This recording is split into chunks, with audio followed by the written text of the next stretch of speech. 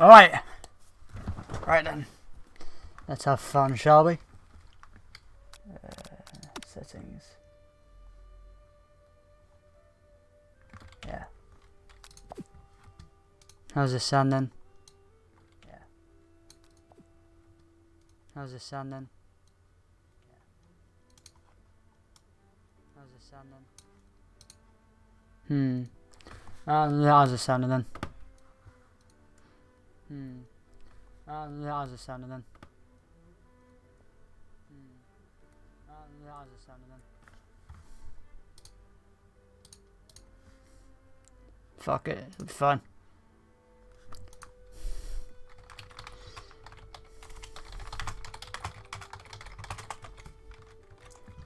Fuck. I hope it didn't have voice acting.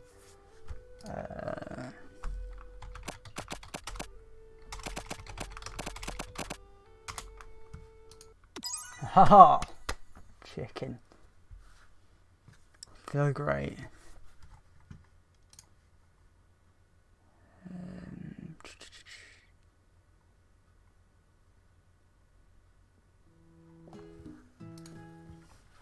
You sleep softly as the morning sun casts a warm glow through the window of your modest student apartment. The world is peaceful and serene. You could stay in this moment forever. Or you could wake up. Now. Your first day of culinary school is no time to sleep in.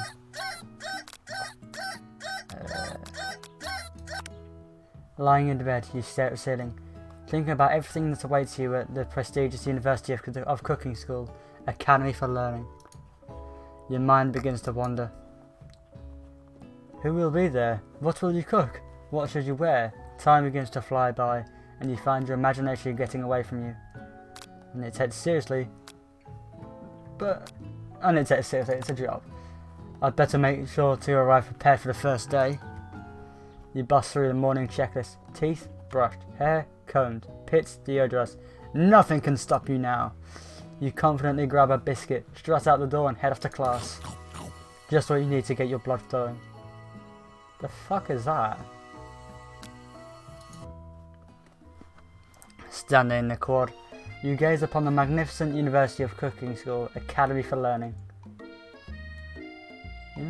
University of Cooking School? Right here.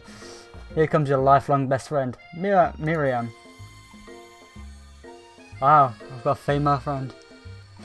It really is the imagination. She's the most adorably awkward person you've ever met, and you absolutely love her for it. Good morning, Evan! Are you excited for the first day for the rest of your lives? Actually, because I sure am. Excited, a little nervous. Okay, a lot nervous. It's just that this morning I made breakfast for myself, but well, when I ate it I couldn't taste any love in the food. What if I'm no good? What if I fail? Classic Miriam, raised by the master chef parents, she's always held herself to a very high standard. Ever since we were little babies playing together, and you rescued me from that quicksand box, it's clear to me that you're the most loving, caring person I know. You're going to do great! But with the University of Cooking School Academy for Learning's famous 3-day only semester, I'm afraid of being left behind and never catching up. A sweet girl, Miriam has always had a flair for the dramatic. This summer she got so nervous about her first kiss that she chipped a tooth practicing on a mannequin. Should you pep talk or change the subject to give her some relief? Fuck it, yes, pep talk. Remember last month when we saw the fortune teller? We had our tarot cards read. The lady with the mask who gave me nightmares? I've been trying to forget. I know she looked spooky, but she was so sweet. And she just told you that we were going to destined for great things. Remember that card of the fancy-looking tower? And that other card featuring the handsome fellow in the red suit? I've been waiting so long to meet a handsome fellow I could call my own. What about me, you cunt? And I'm sure you will soon. In no time you'll be graduating, and you'll be delighting the world with your heartfelt cooking in no time at all. But as you talk Miriam up, you can feel her nerves begin to ease. You know what? Maybe everything will be okay after all. And if not, at least I have these killer bangs. Can you believe I cut them myself? Yeah, you can definitely believe it. I cannot believe it. Before you can get another word out, you're rudely interrupted when someone smacks your books and custom engraved measuring spoons out of your hands onto the ground. Hey! It's Ashley, your arch rival. She is totally evil, but you can't help but be filled with jealousy. She can get anything she wants and she knows it. No, I believe that. Hello, Ashley. Oh, I didn't see you there, Chicken Shins. You leave Evan's shins alone. They're perfectly normal shins. You can't stand Ashley. Even her name is annoying. You know for a fact that it's actually Ashley, but she had to add an extra letter to make the seal feel better than everyone. If everyone here knows what perfect shins look like, it's us. We're not even going to let your really weird insults get to us. Across the quad, you see Ashley's best friend, Van the Man Man. Van the Man Man. Van the Man Man has stopped to look at his own reflection in the mirror. His pants are so tight you can see him casually working out his glutes while he starts set. No lie, they're rocking glutes. Ahem. Van. Rang. You've never been sure what their arrangement is, but as long as you've known them, Ashley and Van have just been close as you and Miriam, but substantially more devious. Fuck me, he's your JoJo.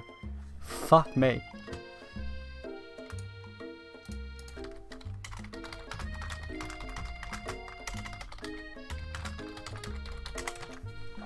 Whatever.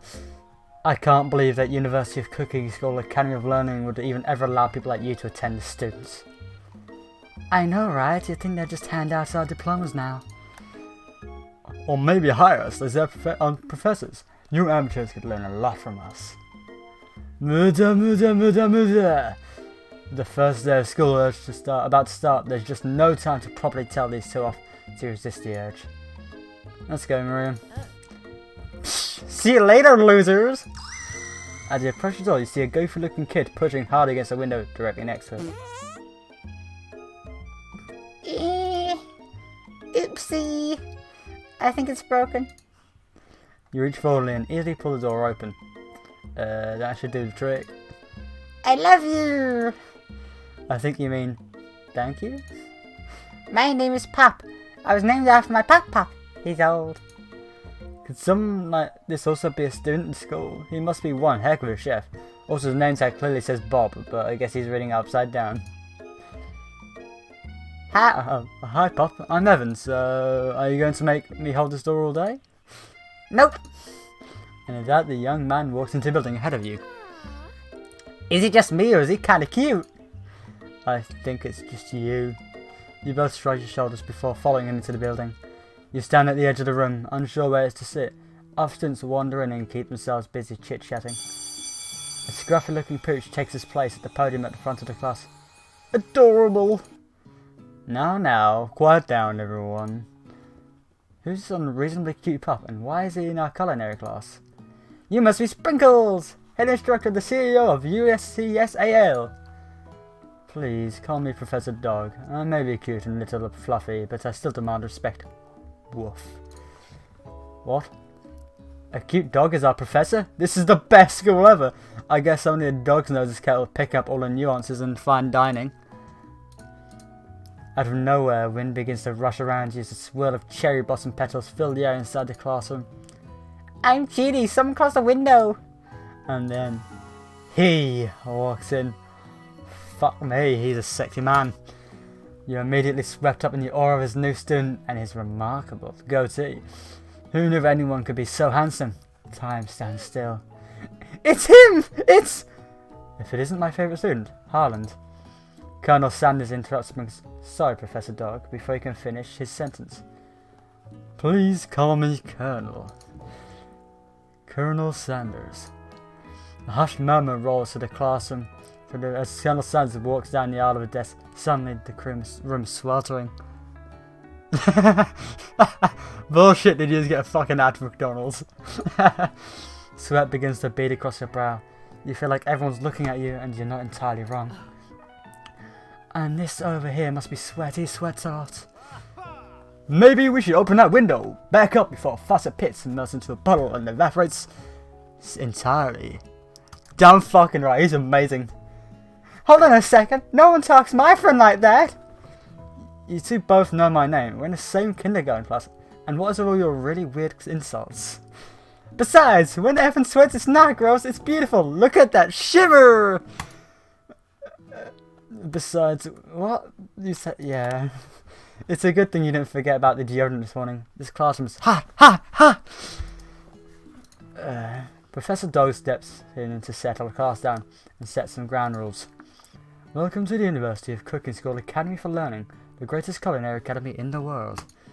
The birthplace of culinary legends past, present and future. Many challenges await you. There will be tears, there will be blood, there might even be some adorable tiny food. And when this is all said and done, there will be a battle. You will lift your sporks and complete the broom challenge cooking arena. Just then another student enters the classroom and interrupts the professor's rousing speech. Oh, I'm sorry guys, I'm late. I hope everyone had a good summer. I really miss... Quiet!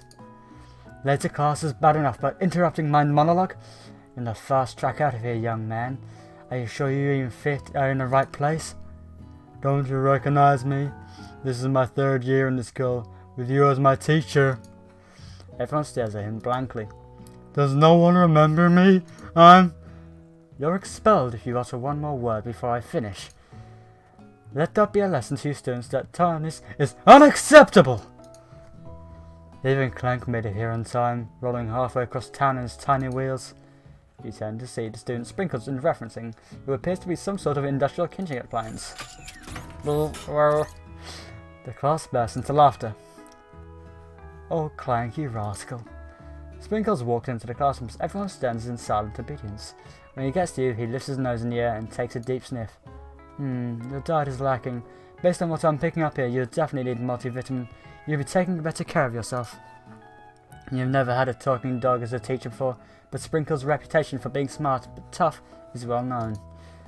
You decide to try and butter him up by giving him a treat from your pocket, but what kind? Chicken. You reach beneath your apron and return with a chicken snack in your hand. Sprinkles' eyes go wide as he locks onto you. His favourite! Well, I think there might be some sort of competition for new star students. No cock snacks. That's for Colonel Sanders. The furry professor immediately devours the snack, leaving your hand slick with a coating of warm doggy drool. Who the fuck's that in the background, by the way? Actually, why have you got... What is everything in this classroom? You see the other students eyeing you jealously, but pay no mind to them. If they wanted to succeed in life, they should have learned the importance of carrying a range of dog treat flavours on them at all times. Settle down, young chefs. Take your seats and prepare to have your minds open to the amazing possibilities of culinary creation. As everyone rushes to claim their favourite seats, you're left standing at the front of the room, and 2 options remain. Hey Evan, there's still a seat here! It doesn't seem that no one has claimed this seat next to me, if you're interested. There are 2 good options, but you're damn fucking right. No, fuck off, bitch. You may be my childhood friend, but fucking Colonel Sanders. You've moved to take a seat by Colonel Sanders. It appears he brought no books, pens or pencils. However, his perfect upright posture shows off seriousness that makes you confident in his desire to learn. Look at that fucking jawline as well. Just look at him. Fuck Miriana, I think, whatever her name is. Why is Pythagoras on the wall? Thanks for offering me the seat. I've only had 2 rules. Do all you can and do the best you can. It's the only way you'll ever get that feeling of accomplishment or something. No, I really love KFC. No wonder KFC is so good if he fucking made it. Just like, look at those arms. He's not only a chicken chef. He goes to the gym, he works out. He may have grey hair, but fuck me. I'm not gay, honest. And that's all off the topic, but if you ask me, okay. And as soon as you've settled in your seat, the professor makes an announcement. Think fast, it's time for a pop quiz. Yay, a pop quiz, I forgot. A quiz about me. This is incredibly important and surprising short quiz will tell me if you're ready for life at culinary school. Keep your knife sharp and your focus sharper. Here comes question 1. If train A is travelling to point B and train B is travelling to point A, how important is it to wash your hands before cooking? Well, it's extremely important. That's right. Far Forest is to tree as chicken is to... Fuck. I need help. Forest is to tree as tree is what? Forest is to tree as chicken is to... I need help.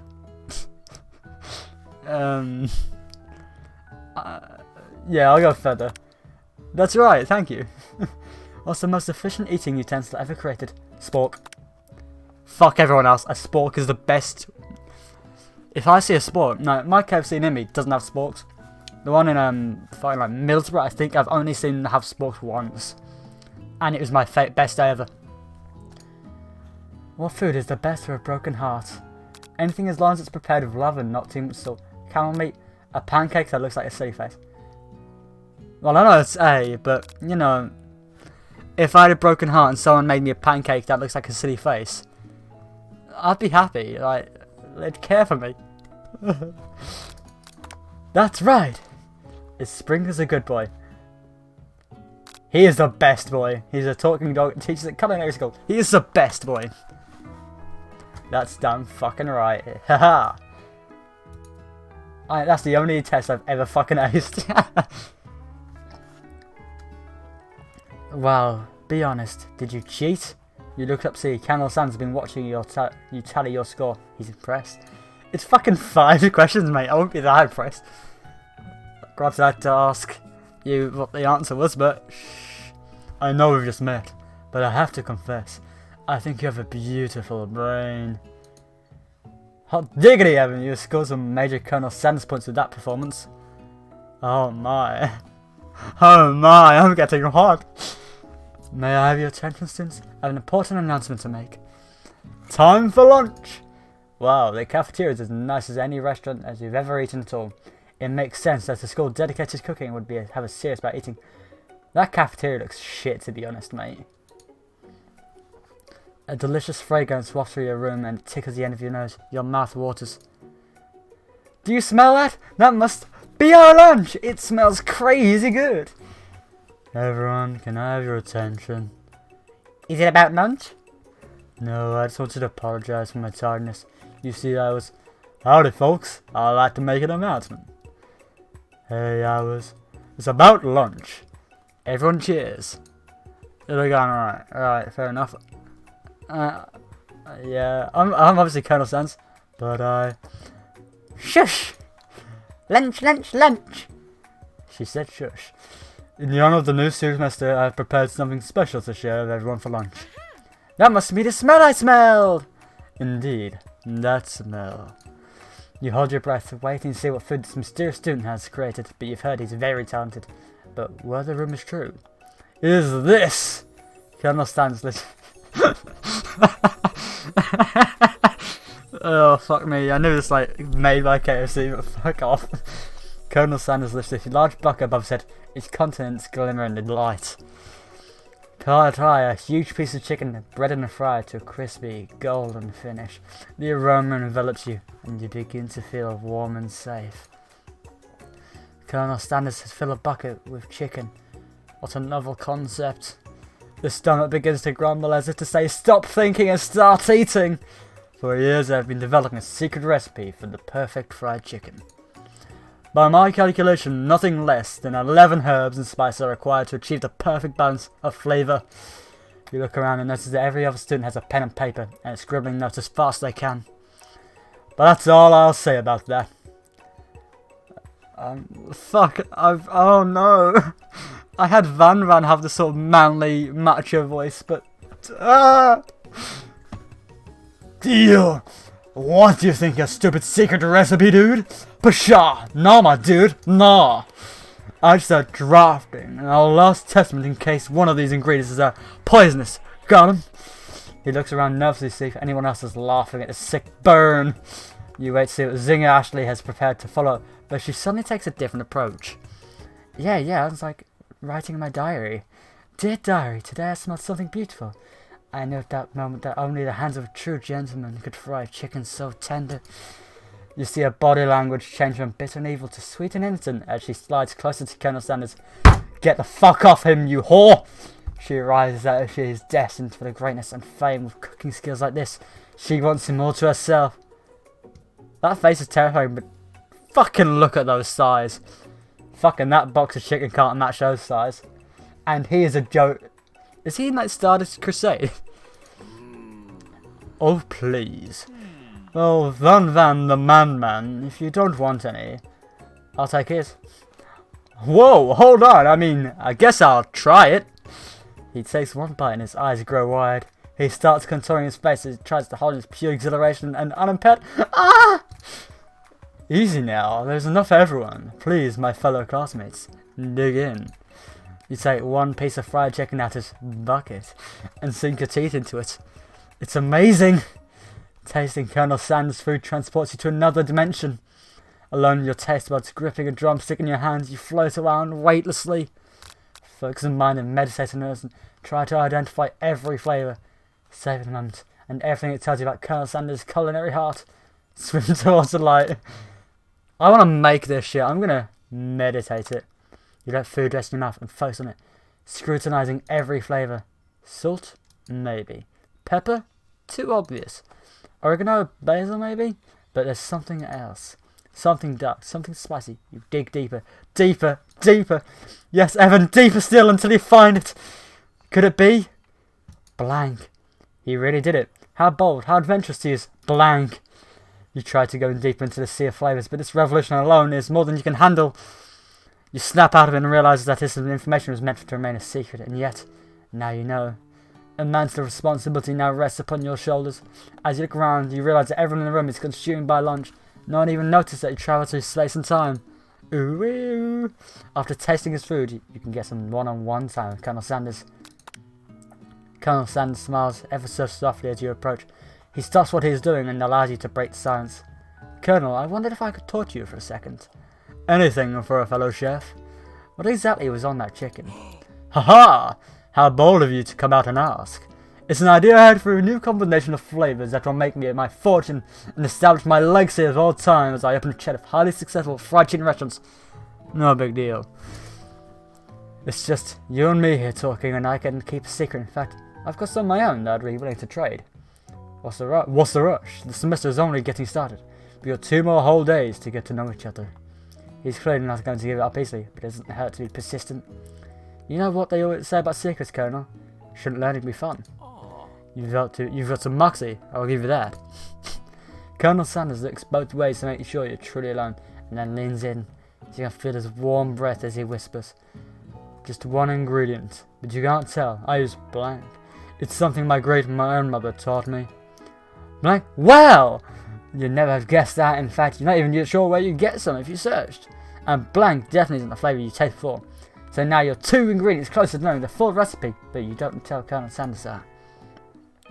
While you're wrapped up in that huge revelation, you notice that Colonel Sanders has disappeared. While everyone else is still in the cafeteria, you decide to look for him. You find Colonel Sanders standing outside, standing in the quad. Oh, it's you again. Howdy. Something that I like to come outside to look at the school buildings. I think about myself, how my story will continue on after I've graduated. It sounds like you have big plans. I dare say the biggest. Oh yeah, I can see you're the biggest, mate. Don't worry, I'll fucking see. I will leave my mark on this world, you can bet on that. Alone together the first time, you figure now is the perfect moment to show your personality. Negative to show your shame. Wow, a big idea to add an additional ingredient to really spice things up. Be modest, but thoughtful. I just want to tell you that I really enjoy your food. Now you got his attention. Your flavours are complex, but comforting. The interplay between salty, savoury and peppery is perfect. I appreciate this compliment, Evan. I'm sure you'll be a big success. I know we've only met today, but I'm starting to get the same feeling about you. You should head back inside. The next lesson starts soon.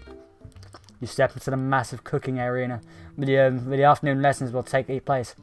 Each student gets an oven and all the tools and ingredients they could need. Look at this place, it's magnificent! Finally we'll get to show off our stuff!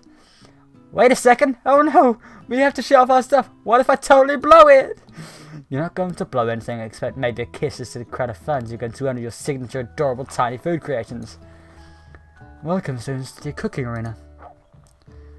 It now is Food Wars, yes.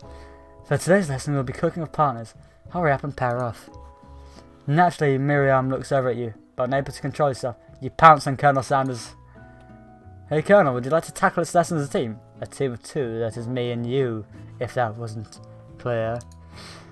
Want to be my partner? Sure, Evan, I'll prepare our station. Without you as a partner, Miriam left standing all alone. Two different students quickly take notice. Hello, new partner! Beep beep bzz. Oh my, two potential partners! I'm sorry, gentlemen, but I don't know who to choose! It looks like you have to pick for it. Friend duties can be a little awkward, but that's the price you pay for not being alone forever. Who do you want to ask to be Miriam's partner? Sorry, Pup, but I think Miriam would be partner with Clank today. It's okay, I already ate. It's not entirely clear if Pop had any idea what the point score even is at this juncture. Clank is clearly excited to have some attention. He gets up and begins to roll back and forth. Warp, warp, warp. Hold on there, fella, we don't even know what this sound is yet. Technically, Clank might not have a face, but there's something charming and earnest about him. Yes. Tissue, I hardly know you. Ha ha! Clank jutters and the panel shakes loose. You have the impression that this is a sign of affection. Looks like you two will be just fine. Can I fuck a robot? Now it's time to focus on your own cooking classwork. Sprinkles, alright you two, for today's lesson we're going to keep it simple. Pick a basic dish and divide up into steps. No chef is an island, it takes 2 flints to make a fire. You get the idea. Which dish do you suggest your partner, Colonel Sanders? Steak tartare seems easy enough, it's fancy and you don't even have to cook it. Use an octopus or blade, your grandma's mashed potatoes and gravy. Huh. Huh. Huh.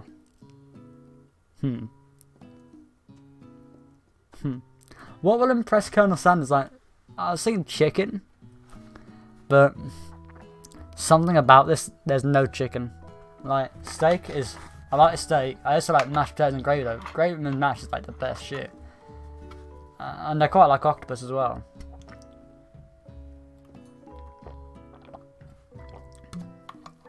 Right here, I'll make mashed potatoes and gravy. We'll both share something from our grandmother, while I pound him in the ass later tonight. I've always been something of a down-home chef. I was thinking we could make something warm, inviting and comforting. Maybe mashed potatoes. And gravy? I can imagine one without the other. Colonel Sanders casts a coy look at you, causing your whole face to go beet red and embarrassed. Could you quickly turn away? I wonder if, am I a chick or a bloke? I actually don't like KFC gravy at all. It's usually too runny and it just doesn't work. I don't like their no chips either, to be honest. I'll go get potatoes! No, please, let me. Picking perfect produce is a passion of mine. Looks like things are getting pretty fresh around here. Does someone have a crush on Colonel Sanders? Damn fucking right I do. I think I'm now suddenly gay. We're just cooking partners. Mind your own business. Duh. Sanders' heart is my business, and you'd better keep your fingers off my man. Did someone call for me? No, jeez, Van. While I'm over here crushing Evan's dreams, you're supposed to be taking care of the classwork. That was the deal, remember? Fuck me, that was a villainizer I've ever seen him. I feel sorry for Jotaro. Fuck, it's even got JoJo music. Colonel Sanders returns, arms full of peeled potatoes. He tosses them into the boiling water and turns his attention to you and your old friends. Oh, howdy there, Ashley. Van, how are we working? In a quartet instead of a duet now? Actually, no, it looks like Evan's struggling, so we offered to give him a hand. You know how it is. These young amateur chefs need a lot of mentoring. I was going to say, Colonel Sanders, maybe I could teach you a thing or two about fancy food. Maybe one day you might be able to get on my level. Haha, I doubt it. Don't be so rude, Van. Personally, I have no doubts whatsoever about Colonel Sanders' ability to concoct creations worthy of admiration. After all, your fried chicken was quite spectacular. But Colonel, if you ask me, I might be a better partner for you than this thing that has positioned itself at your station. Don't you feel deep down that we cast complementary shadows? We sit together like a thigh and a drumstick. It just makes sense. I just realised she actually has got drumsticks on her thighs. She's not fucking wrong. Nothing about this makes any sense, but one thing is clear. She's coming for Colonel if you don't watch out. Ash is really going at you hard. You need to ask for some backup here before things get ugly.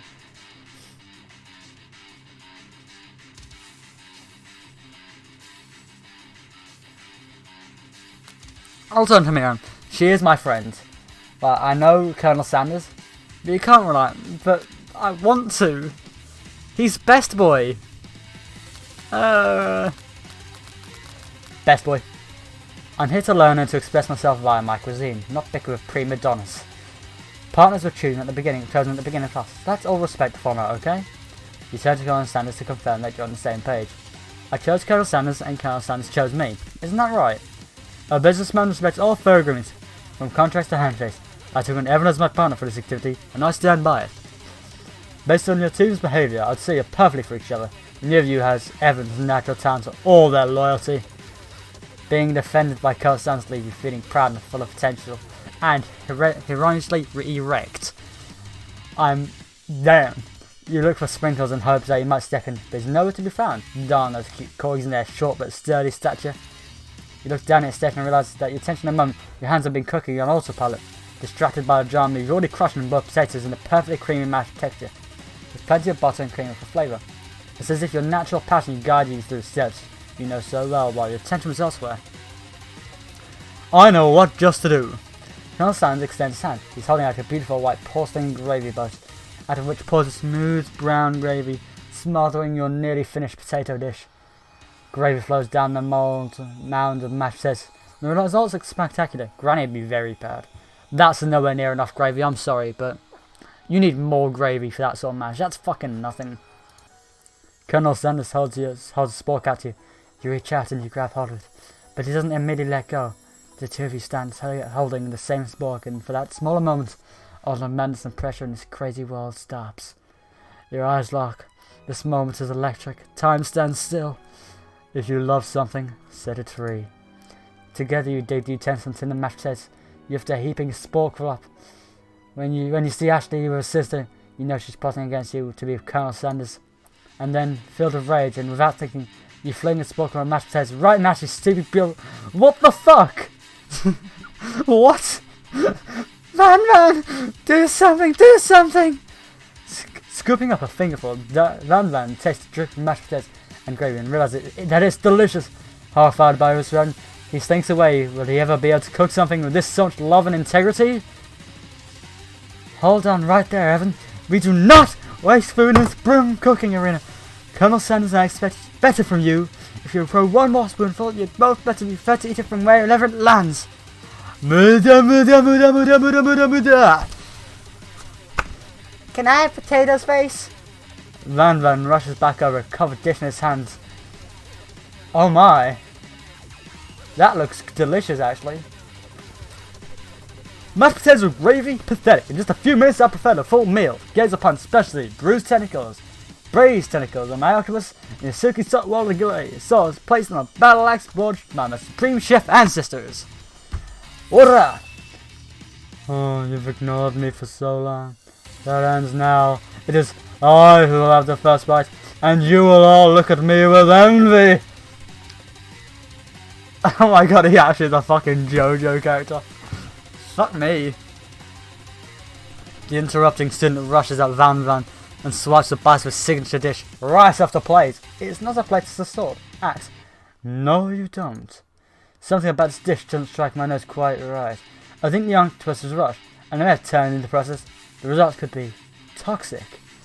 Too late. It has been eaten. I think that I left something in the oven. I don't feel so good. It killed him! What the fuck? Everyone step back, don't take another bite. When you look back at the plate, the rest of it's gone. You notice the tip of the tentacle being slapped in Pop's mouth. Pop winces in pain for just a moment, then almost immediately back to his oblivious self. Oopsie. Tastes like poison. The entire class is gathered to watch Pop's final moments. Shock has frozen the entire crowd and they are motionless as statues. The class bell rings, disrupting the moment and snapping everyone back to reality. It appeared that Pop's enthusiasm for trying new things, despite obvious danger, has inoculated him against poison of all kinds. I'm not sure what professions are here are making enough money. Hello? I just turned into a ghost over here. Seeing that you're already shaken up by the fact that that really annoying student annoys nonsense, Colonel Sanders approaches you. I'm sorry I had to go for all that. Please, let me walk you home. What? Like, for real? Oh, come on. You follow Colonel Sanders out of the room. At night, the school building has taken another vibe entirely.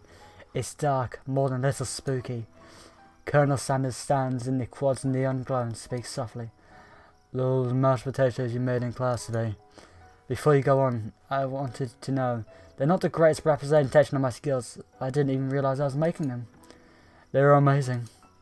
Tasting them remind me of why I became so passionate about food in the first place. Colonel Sanders is getting choked up. Cooking is obviously important to him. In a way, you find that inspiring. You might be the perfect time to tell him you're developing feelings for him. Colonel Sanders? Yes, Evan? There's something I need to tell you. Hold it right there!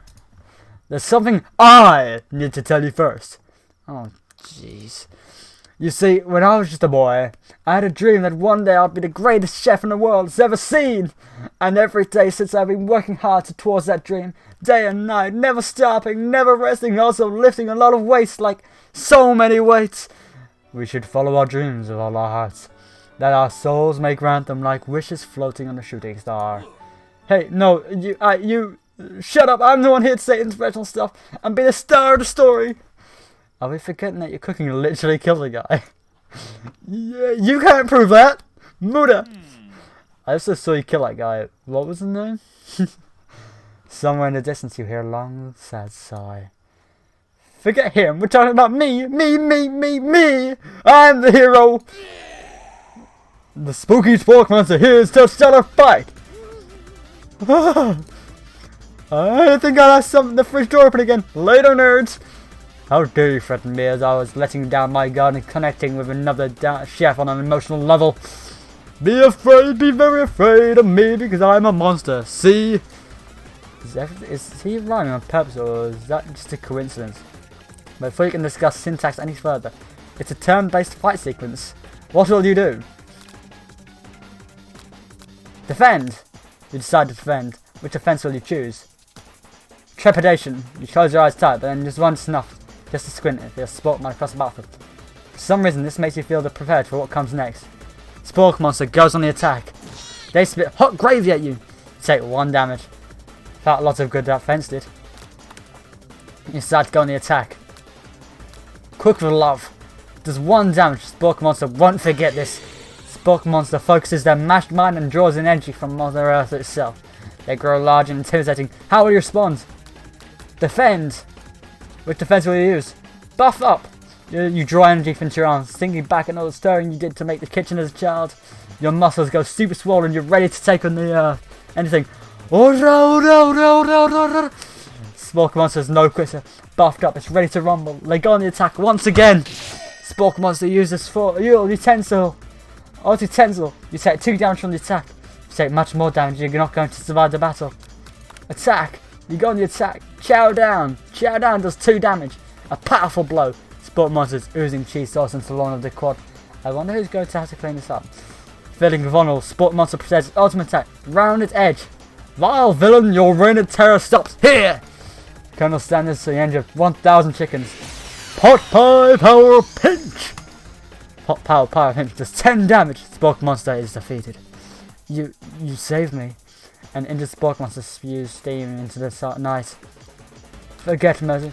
Spare this wretched beef. You mash the town down. You're disgusted to sight his gnarly beast long enough to realize that he's still a living creature with a pure soul who deserves your pity, not your wrath. Be gone, beast, and do not dare come back for a follow-up encounter tomorrow. I won't forget this, and I certainly won't be back, like you said. The Spork Monster scuttles off into the night. The defeated monster left behind a special item. It appears to be a cookbook, but upon closer inspection, it's much more. It's a book of magic spells with golden chicken on the cover. You open the cover and find a library card tucked inside. The last name to have signed it is Borko. Borko. That name sounds strangely familiar. Your blood is pumping as you stand in the quiet of the night, holding a mysterious book in your hand. As you come down from the battle buzzer, you realise that your final attack was left, you completely depleted.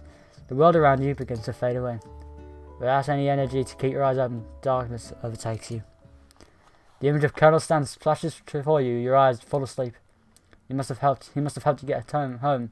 In your tired state, you don't know if you could have made it without him. What a guy.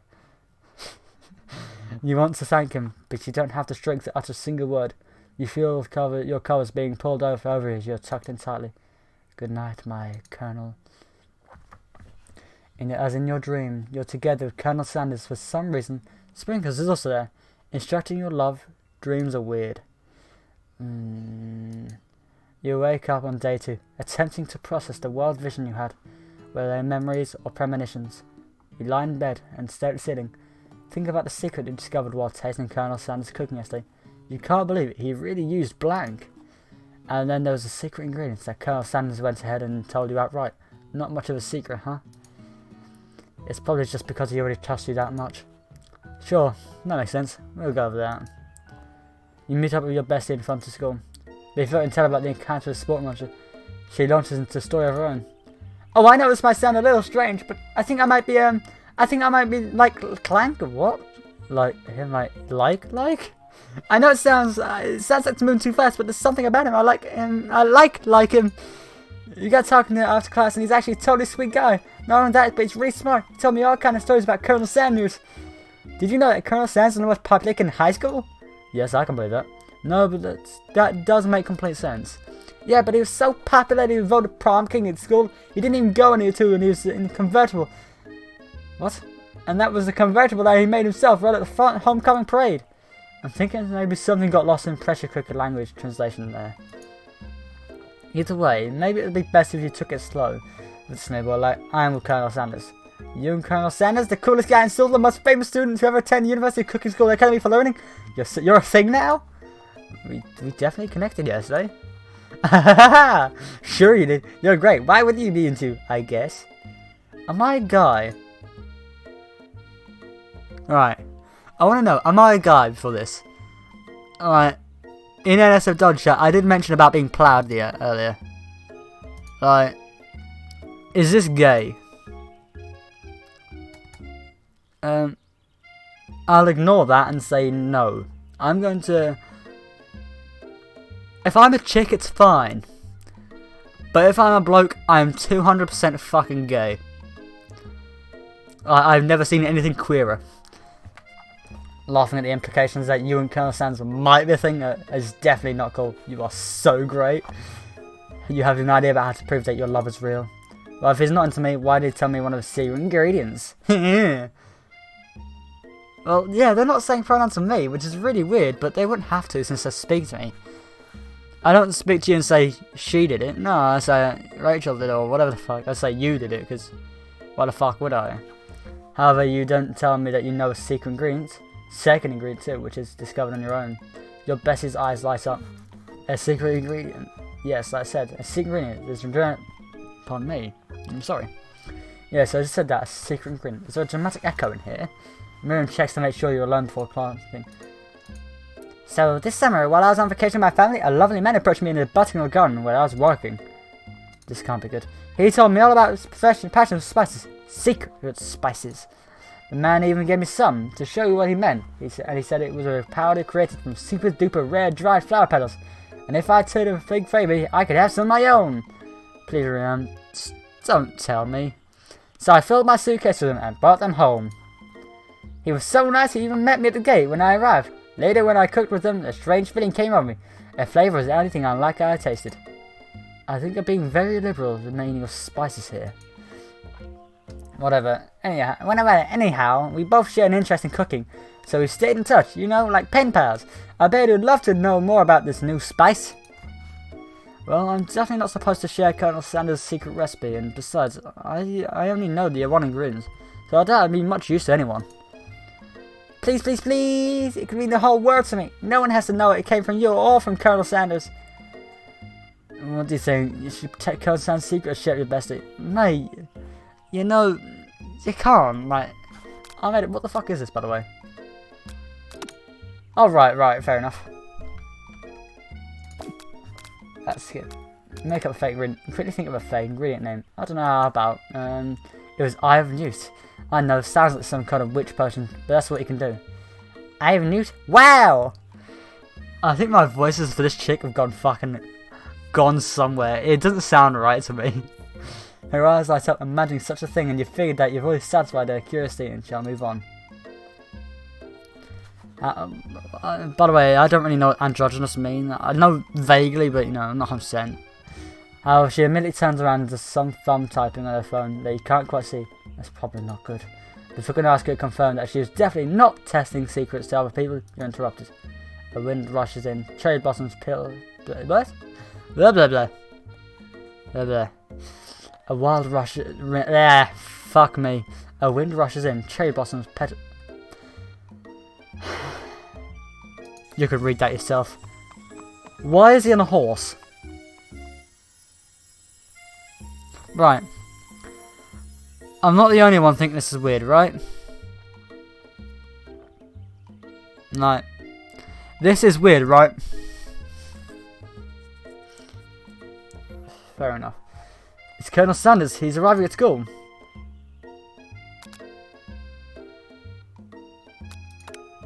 You decide that the best way to show Miriam how serious you and Colonel Sanders are would be run to him. Right, surely he'll sweep you up onto the back of his stallion and you'll... Oh mate, I'll let him sweep me out onto his stallion. I'll ride a stallion all night. Yeah! Surely he'll sweep you up to the back of the stallion and ride your way together. That'll show her good. Oh Colonel! My Colonel! Oh, your sudden movement surprises the horse and it rears up, kicking you directly in the face. Wow. Wow. Wow. 2000 IQ there, mate. To be fair, that would happen to me in real life. The force of the blow completely knocks you out cold. Mate, you just got fucking kicked by a horse. You're fucking lucky you're only knocked out. A horse would have fucking did you in, mate. In the darkness you see a vision. Oh, heaven. I am here to deliver your message. Not this guy. It is important to remember this exactly as I say it. If you forget, this world could end. So you know it's serious, okay? I have been trapped in a realm beyond, but a great prophecy relies on my return. Only you can save me. All I need to do is repeat my name 3 times, and that name is... Alright, oh, one of those people. Those people confuse me. But before you can continue, you suddenly awake. Oh, jeez. You wake up to find Colonel Sanders tending to you. Oh, I love him to tend me, right? He rouses you back to life with a satchel of secret spices. Or is it just his natural seasoned musk? I don't really want to think about musk, that's not a word I like. I could go for a kiss this quickly. I could big dick it. Maybe you shouldn't be riding horse to school. And maybe you shouldn't be running up to animals you don't know. It's hard to say who's in the wrong here. But one thing for sure, that Colonel Sanders is pretty dreamy. That horse has beautiful shoes. I could really feel how smooth and sturdy they were when they pressing into my face. That's not to hear. No one truly appreciates good craftsmanship anymore. And with that, Colonel Sanders disappears into the school, leaving you and Miriam to follow. When you enter the classroom, you can see 2 rivals, Ashley and Van Van, are doing something bad. By the way they're hiding, you know it must be really bad. Like, counterfeiting recipes bad, experimenting with restricted ingredients bad, summoning a demon. Summoning a demon. So I'm going to read the Steam description for you guys, even though it's only 1 person. And that's quite depressing. From the same people who brought you a bucket of chicken comes the world's first Colonel Sanders dating sim. I Love You, Colonel Sanders, a finger-licking dating simulator, follows you, a promising culinary student, as you try to date your classmate, Colonel Sanders. Throughout your journey, you'll be faced with life-facing friendship and love. Be careful, your choices have real quantitative and real animated characters. I'm sorry, but where the fuck does it have demon summoning? You try and get a peek of her, but Van Van loans hulking shoulder. Ora. But he sees you coming. Ora! Whoa there, little one. I'm not sure you should be ready to handle this. Mate, you're packing as well. look at those thighs, but why don't you just make like a bee and mound your own wax, honey? You tell them something, act like you're not interested in them, but you try to take a close look. She looks fucking terrified. She's gonna go full Yandere, I can see it. She's gonna fucking stab me in a second. You sit near the rivals, but leave your back turned to them. You can hear Van mutter something that sounds a bit like a magical spell. However, you know you're eavesdropping, and you try to cover your tracks and make improvement. Blah blah. It's time for class, and you're distracting the rest of us who want to learn. Now you've upset them. Oh, and you're the Emperor of Cooking, are you? You make the rules? I'm not sure you'd know a good meal if it ate you. No. No, I wouldn't know a good meal if it ate me. I'd be dead, because I'd just been eaten. I'm not fucking retarded. Being the best chef in the world takes more than just... Oh, fuck me, I've got the wrong voice. Being the best chef in the world takes more than just culinary skills. It takes creativity. It takes panache. It doesn't hurt to have a little evil. You finally get to look at what's now hiding, and you instantly recognise it. It's a book, just like the one you found after you encountered the Spork monster. That's the same book that I found last night in the quad. Actually, made of the elbows of Van Ryn, who hides the book behind his back. I don't know what you're talking about.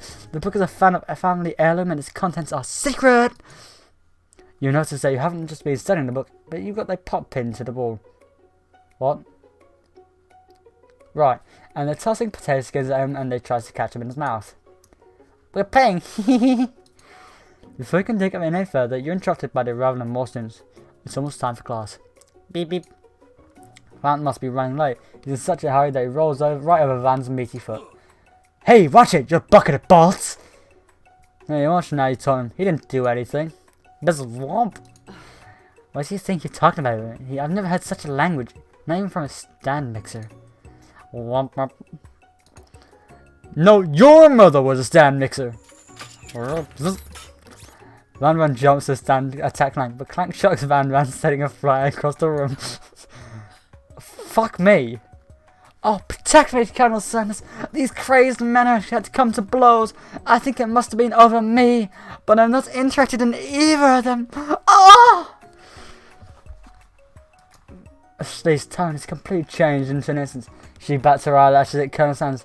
Surely you must know that this is a ruse, right? Gentlemen, get a hold of yourself. Safe for the arena, at least. Or don't, honestly. What do I care? I've got a lofty career aspiration to focus on. Maybe I can help with your business plans. Just then, Sprinkles arrives into class. He's taking us to start the class day. He's panting, which doesn't seem that abnormal. He's a professor, but he's also a dog. He is indeed holding a staff. I'm surprised you've only just noticed that he's holding a staff with a chicken on it. I'll just fucking need my desk. With my massive erection due to Colonel Sanders' meaty biceps. Students, please take your seats. I applauded to my light rival. I had spent the morning chasing a car all around town, and my tiny little legs are very, very tired. But I'm here now, and I hope you're ready to learn. Rob his furry dog belly. He loves it. Sprinkle stops in his track and sniffs the air around you, something that has him in a trance. The scent left on you from Colonel Sanders. Sprinkles jumps on you and licks your face. Oh! Adorable! Down, boy! Down! Down! Orthropon? Orthrop? That command shouted by Colonel Sanders to snap Sprinkles out of his trance. I wonder what's up with that. Sorry, I got a bit carried away. After he catches his breath, Sprinkles regains control of his classroom. Without further ado, we'll review the global history of my favourite fowl, the chicken. You want to pay attention to this, and truly you do, which is why in 1776 the signing of the Declaration of Independence is the chicken who first signed their name. But you can't help but daydream about Colonel Sanders. You miss the most important parts. Just look at that peak. It's peak fresh and it brings a tear to my eye. I love it. It makes me so incredibly wet for him that I can't hold it in. I'm gonna pounce them soon. When you come to Sprinkles, is holding a tray of food in front of you. Well, Evan? Naturally, this appears to be a simple platter. Which item do you want to sample? I want a dog biscuit, to be fair. Because of Shade's baited, you assume your dog biscuit is a treat made of Sprinkles, and he's not of his own cotton chance. Perhaps you reach out for it when Sprinkles jumps out and bites you onto your cooking apron. What kind of monster would steal a dog's favourite biscuit? Your apron is left intact. The entire class looks in horror as you fall unconscious from the embarrassment. Is this the end? I never even got to taste it. You faint in the darkness, but something is there. The Spork monster. Borko, what are you even doing here? It's not your time, my friend. Your act of kindness has not been forgotten. You watch as your apron magically repairs itself. You won't have to live in the embarrassment anymore. Thank you, my friend, wherever you are. What item do you want to sample? A shimmering pepper. A brightly covered pepper stands out in front of the oven grate. It sparkles in a very eye-catching way, so naturally you reach out and grab it and eat it right away. However, your body is not prepared for the heat. The pepper has triggered an intense spice hallucination. It feels like forever as you trip through the universe. My friend! Whoa. This guy, again, I'm here to give you an important message. Oh, you must avenge my death and fulfill your destiny. All you must do is... I was saying, to fulfill your destiny, all you must do is... Sorry, I think I've still got some of that spice stuck in my throat. It's fine, I'll work through... to fulfill... the prophecy... You must... You feel yourself begin to regain consciousness. Oh, man. I feel legit fucking bad for the dude. I want to know. I want to save him. He seems chill. Like, he seems relaxed. You come to find that everyone with his eyes staring at you. The pepper was the last of its kind on Earth, and now it's gone forever. Do you think to geez, I should pay better attention? We all make mistakes. I'm sure he'll forgive you someday. Come on, it's time for lunch. I fucked everything up there. It's amazing how I've managed that. Before anyone can relax, the cafeteria lights ding, and your rival ends to make a dramatic announcement. Today's lunch will be prepared via Time's competitive cook-off. The level of theatrics with these two. Yeah, fair enough. Yeah, fuck it. A bit of lunchtime commission. Yeah. Bit of fun. Count me in. If I have to wipe the tails of you before I set my lunch down, then so be it. I'm not the fool. You're the fool. Fool! Good one, Van Van. I like your gumption, Evan. I'll be watching your performance. Just as things reach a boiling point, Sprinkle steps in. Surely put a stop to this madness. Now, students, please settle down. This is a lunchroom, not a sporting court. Fine, a little sense. You breathe a sigh of release. At least not until we turn on the timer! There's a huge light blast in your face, flashing the words, Timer ready! That's what I'm talking about. Arrrr! Arrrr! I stand corrected. This hardware builds solidly a foundation of confidence that cannot be swept away. And that's the original quote by me, in any case, if in case anyone was wondering. I hope I managed to lift you to victory. Like a diamond I was formed under pressure, and now it's my... Oh my, fuck me, those sighs. Jesus Christ. I want them to crush me. I will defeat myself! You had this chicken that you made and mashed potatoes and gravy one day and day on, and you're feeling like you can really impress him again here. It's time to boil some water for potatoes. Think fast! If the time runs down, you'll be forced to pick randomly.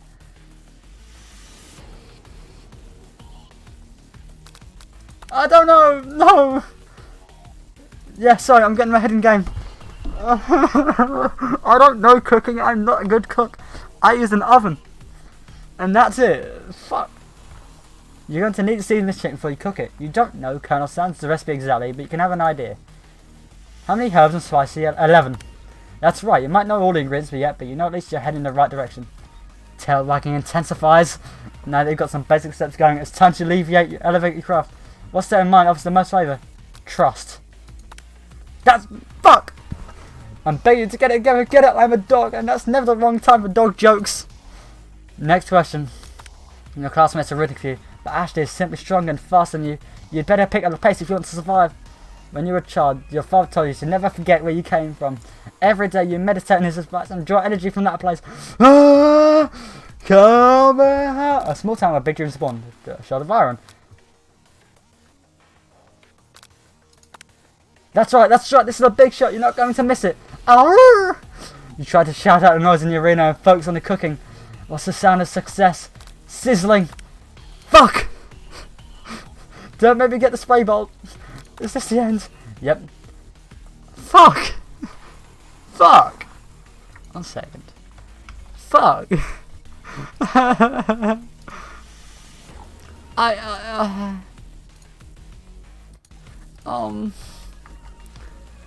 Oh no! Oh no, no, no! Fuck! Right, I'll try again. I never give up. I believe in Colonel Sanders. I'm actually sweating because that's really intense. Like, what the fuck is this visual novel? This ain't a visual novel. This is a game, man. Right, I'm just gonna skip this part. I can't be fucked. Read that again. I'm out of breath, you know. Reading is actually really hard. Right, I'm gonna sweat, man. I stand corrected. I'll turn one of my mods. I'm really unfit. Oh, I didn't read the question right. It's 100 degrees Celsius. Winner gets from my furry buddy. Let that enticing offer motivate. Yeah, sure. 11.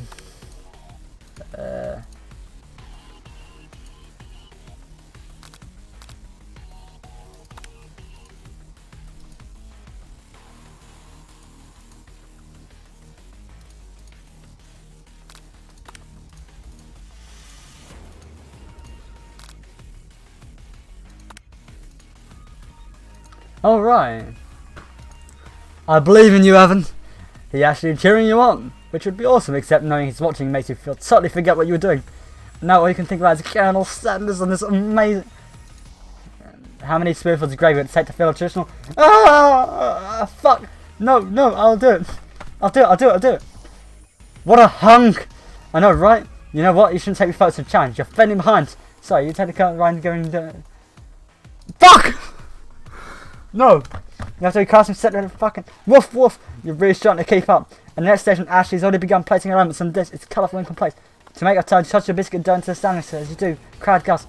Yikes! Zip. I know you love nothing more than seeing a fellow appliance you turn in the kitchen.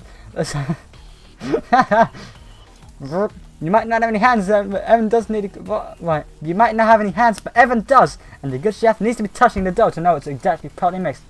There's an easy way and a hard way. You don't get far by going the easy way. When you hear everyone talking about it, you realise how serious your error was.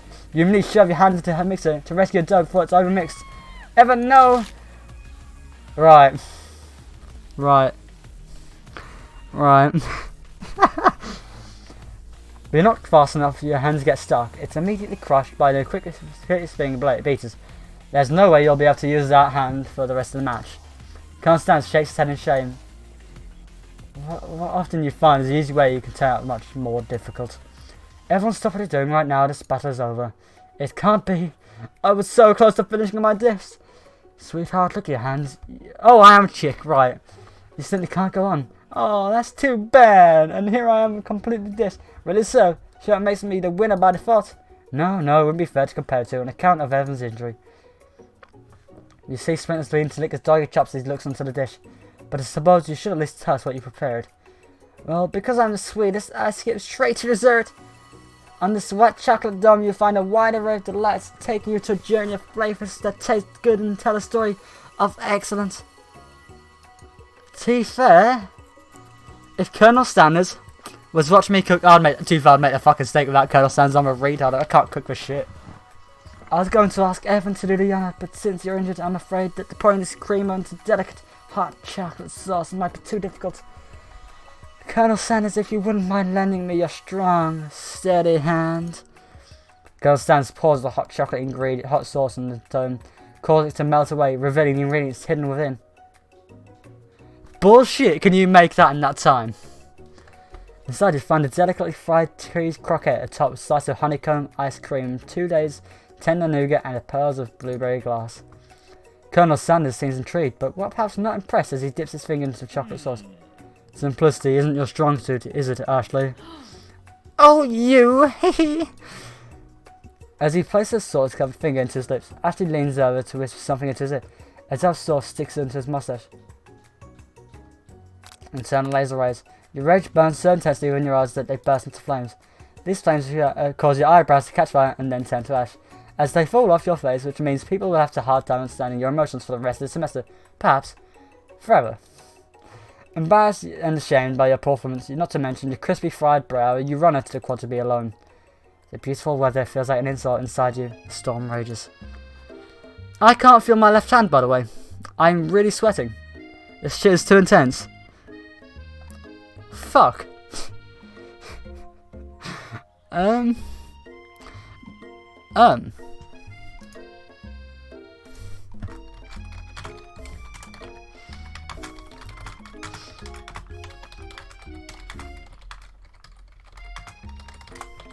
Right.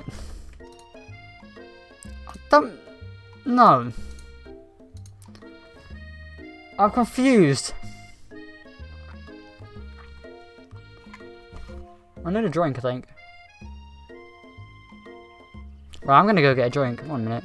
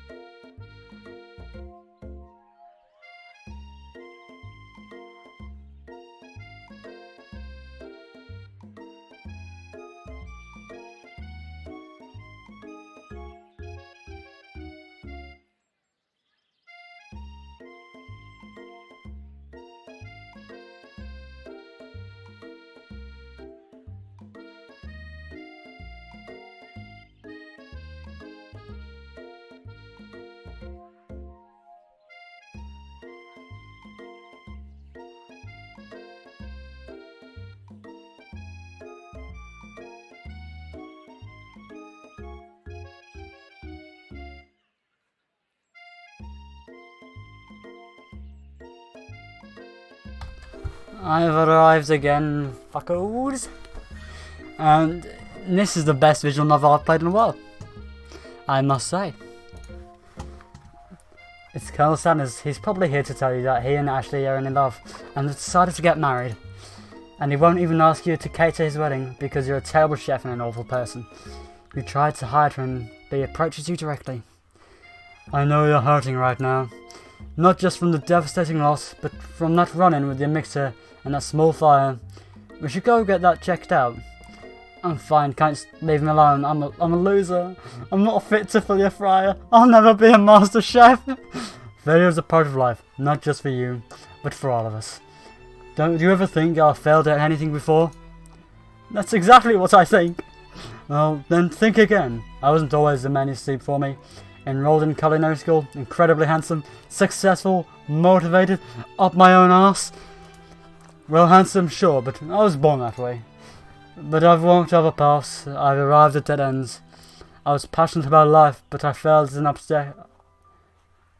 One second, I'm going to find out what this actually is.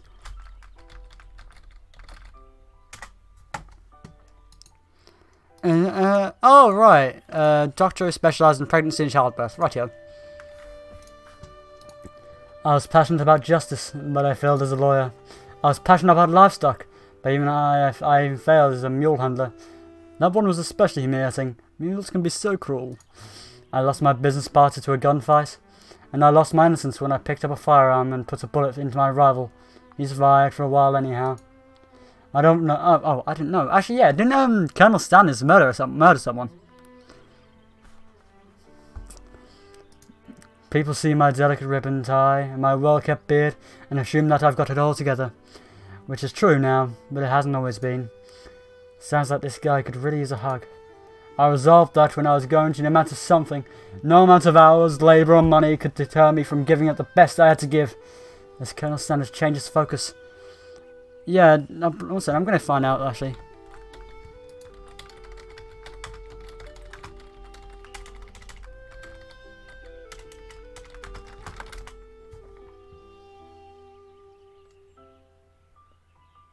Oh, he did shoot them, but they didn't die from the bullet.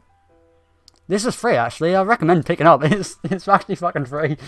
As Colonel Sanders changes focus, you can see something ignite inside him. A burning passion. One has to remember that every failure can be a stepping stone to something better. My new dream is pure. It's honest. It's something that a humble man in crisp wetsuit can be proud of. Well, you know I don't really have one, don't I, mate? Usually just say bogeys. But whatever, fuck it. I will create a new chain of chicken restaurants that will bring joy to the entire world and make up for the best part of my misdeeds. Yay! Just as your moment grows intimate, you're interrupted by a threatening shadow presence. Battle scarred from the night before, you prepare for the worst. It's the Spork monster! Borko? It is I! I know I said I wouldn't be back, but after the whole fight to the death thing, maybe you don't really want to see me anymore, but I just wanted to say I was wrong to attack you and I apologise. I know it's like having to always look over your shoulder. Monster problems, am I right? Oh, thanks, Borko. I'm glad there are no hard feelings. Getting jumped by a giant creature in the dark of the night can really rile a person up. I also want to apologise for the way I switched right into attack mode. But I didn't.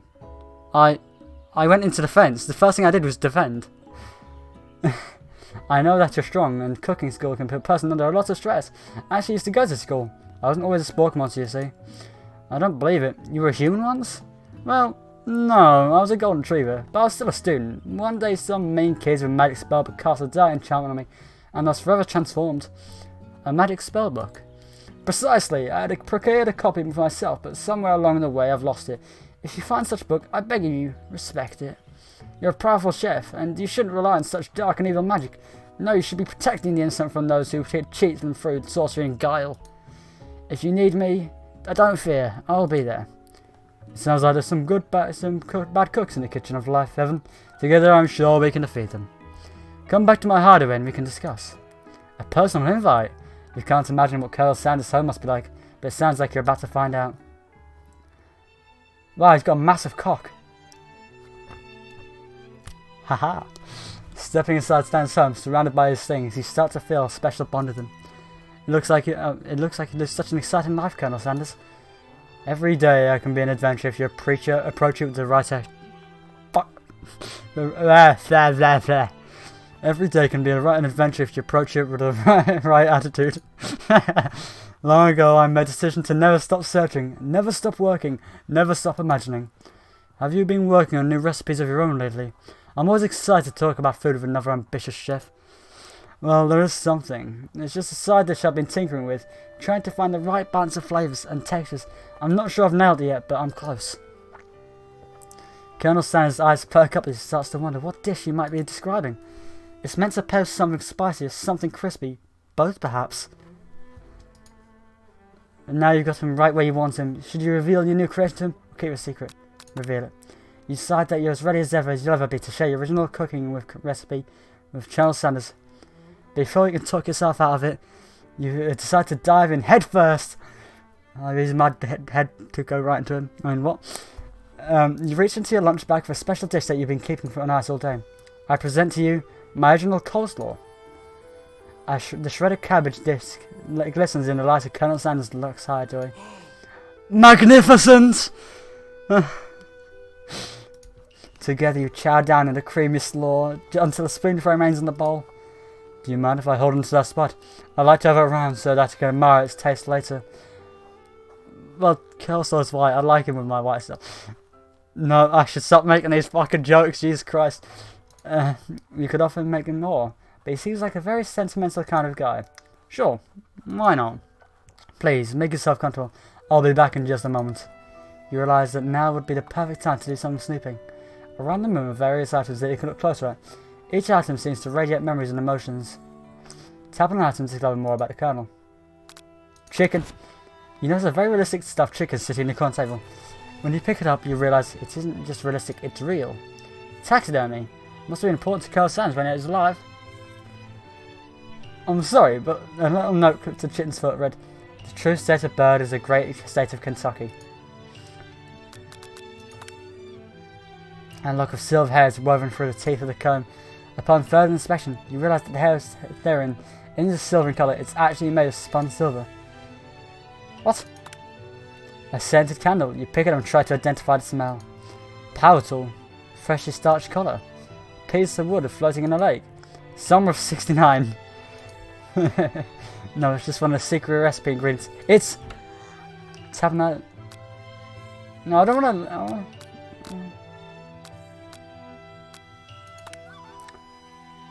No. No, no, no. Fuck you. No, don't.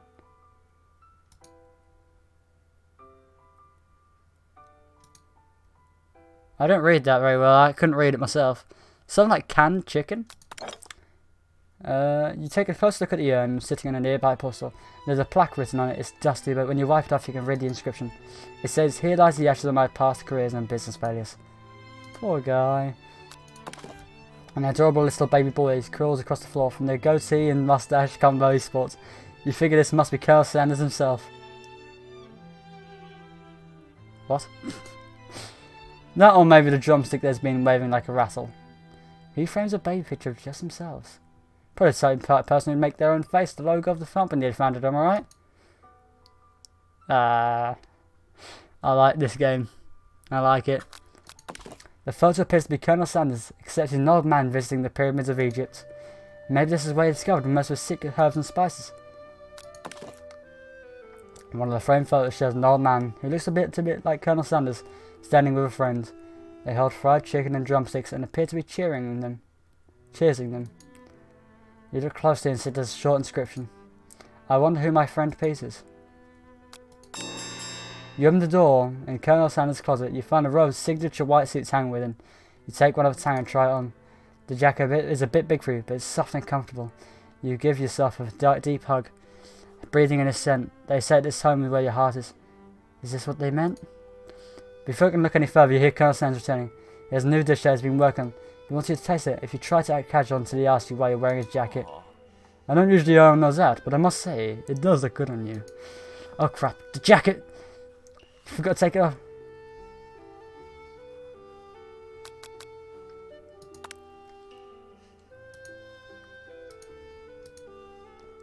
fucking... I one forgot to read it and two just got game over. Fuck me. Right, no, I'm fucking giving it again. I'm gonna fuck him. To be fair, is it wrong to try to fuck him? Like, I'm in his house. He invited a chick to his house. Fuck me, this is far back. One second, I'm just gonna go to where I was.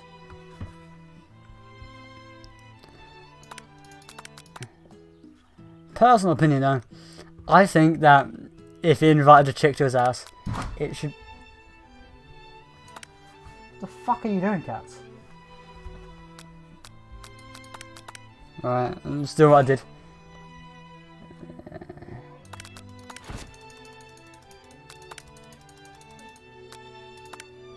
You gaze out the window across the vast lake and the mountain range beyond.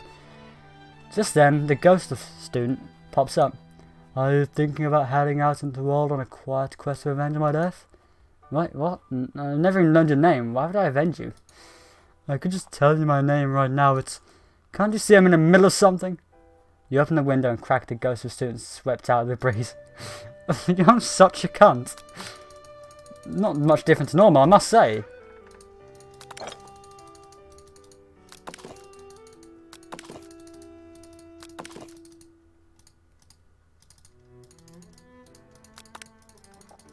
Right, I'm back to where I was, trying a jacket for some fucking strange reason. You confess. I think I've developed feelings for you.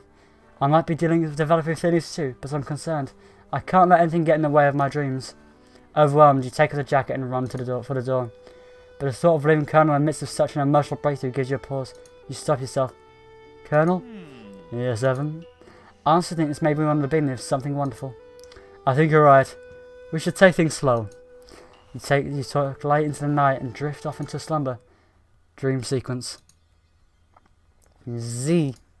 You wake to a beautiful morning in Colonel Sanders' hideaway. Did you make the right decision in how to respond to Colonel Sanders? Only time will truly tell. Today's a day that you could change the rest of your life. You think about the new secret ingredient you just learned about, blank. Just some jurisdictions. Blank isn't even legal, but if the recipe is secret, how will they know? Your thoughts are interrupted when Colonel Sanders emerges into the room. He's holding a gorgeously plated breakfast, and your mouth waters at the sight of it. It is a simple breakfast I just whipped up. It's meticulous? Oh, meticulous! The taste Colonel Sanders' food, and it takes you on a journey. When you return, he's waiting to ask you an important question. So, would you say that we're the perfect match? How presumptuous. My cuisine in your taste buds, that is. Such confidence, such grace. Could he be the world's greatest cook, really? You know, I think we might just make a great team. A single tear begins to pour in the corner of his eyes. He gazes out the window. And the right business partner? I know I can't fail. Business partner? Could he be talking to you? It's all happening so quickly. Overcome with your emotions and confused by your own feelings, you're on the verge of tears, unable to speak. Your only answer you can find is to run out the door and get home. There's still one more day of school after all. The University of Cooking School Locality for Learning waits for no one. So, instead of saying, yeah, fuck it, I'll be a pissed by fucking sprint out the room. Jesus Christ. You get home to find something very surprising that your best friend's waiting there for you. Where have you been? Because I had one heck of a night. I've been desperate to talk to you about it. I couldn't find you, so I got worried that something had happened to you. It's okay, I was just... But now that it turns out you're fine, I can get to speed on the saga of Miriam. Sure, but you'll not believe what happened to me after school yesterday. I went on a date. I think I can believe that. Since I'd been partnering up with Clank, he asked me to go on a day out with him. Of course, I told him, you better keep your dials up to polite and respectful and not that kind of girl. But he was just interested in spending some one-on-one time together, getting to know me, so I said, yeah, sure. I can get to know this little metallic guy. Long story short, he took me skydiving with his friends, but things quickly turned out of control. Did you just say skydiving, as if that's a typical first date to go and talking pressure cooker? And now I'm not really sure where we stand. You don't give Miriam the time to tell her whole story. However, bottling up the tears of your own night is too much to bear. And I went on a date too, back to Colonel Sanders' house, where I spent the night with him. You what? Nothing happened, but the emotional connection wows us. Miriam tells you to move on from this whole Colonel Sanders session and focus on school. If being obsessed with Colonel Sanders is wrong, you don't want to be right. After a short argument, you both agree to go your separate ways. When you grow up at school, you encounter the rivals in the quad. You can tell from the distance they're picking on Pop, although you find yourself not quite grasp at that fact, because you know, he's Pop. What's so swirly? It sounds delicious. It's great, I'll order you one up right away. I'll have to swirly with sprinkles, please. Here, sprinkles is a dog and a treat. Yeah, you can get your swirly dip too. Why don't you recommend someone your own size? Because I'm literally the biggest person at school. You know, he's not fucking wrong. There's that horse that Colonel Sanders has at school, but who dare pick on such a gentle and beautiful creature? You got some nerve, Evans, to just not pick on a defenseless horse. Now you're twisting my words, and I won't have it. You crunch your fist, but the injury from yesterday makes it excellent, makes you rinse of pain. Doesn't look like I'm going cooking like that. Might as well just give up. I'll never give up, ever! Colonel Sanders arrives. It appears things are close to boiling over, and naturally into a person, he senses that something has been going on. Is everyone excited for the day of school today? Evan, how's it happening? I'm sure I'll be back in fighting form by this afternoon. Aren't you concerned about my hand, Colonel? Yes, I almost broke a nail winning so hard. Technically, I don't believe a winner was decided, but your presentation was quite impressive. What's he doing complimenting her? But what about the flavour of my delicate, warm, gooey chocolate sauce? It was clear that you're passionate about how your food was received. That's a lot of words to say it's bland.